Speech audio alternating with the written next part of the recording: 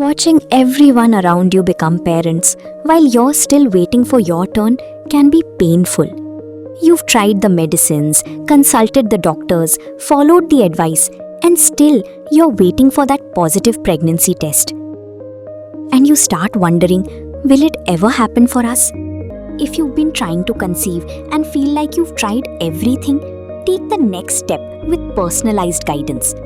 Book a consultation with Dr. Arpita Sarma and the Janitva IVF team to understand what your next step could look like.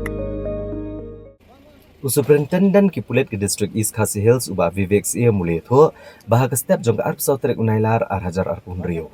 Ki Pulit ki leban kem saya Ujaramaya Potmi ubre President ka KSU Nongmensong Unit badu Assistant Organizing Secretary ka KSU CEC.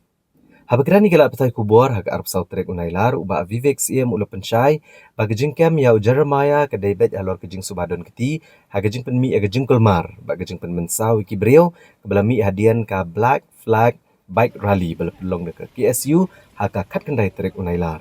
Bat ki Pulit mentah gedang penkrek bandra ayu caki yang syari. Da kejing yo kem ya Ujaramaya barok gedang elam bat kat ke KSU kibla syakem ki Pulit Halor kene kejing ja kala poi syaka saungut.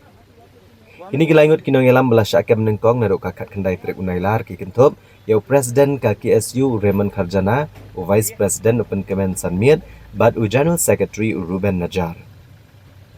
Habakran Halor ki langut kinong elam bah kemat ka KSU ke belas syakem menhaka kat kendai trek unailar bat belarak banset patok Syarilom Garo. Superintendent ki Pulit ula pentip bro bagi Pulit kidang panjeng bed na ke Police Headquarter kenang banwan rak biang ya kini gilangut kinong elam syakanong ba Shillong.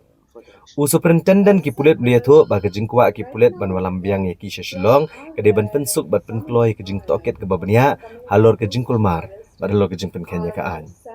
Ula penpauru balada ke jing toket kalap barang don skiwai pat ki beriuk badan keti kene ke jing ja ki Pulit kinchim kia kat kum ki kendon an.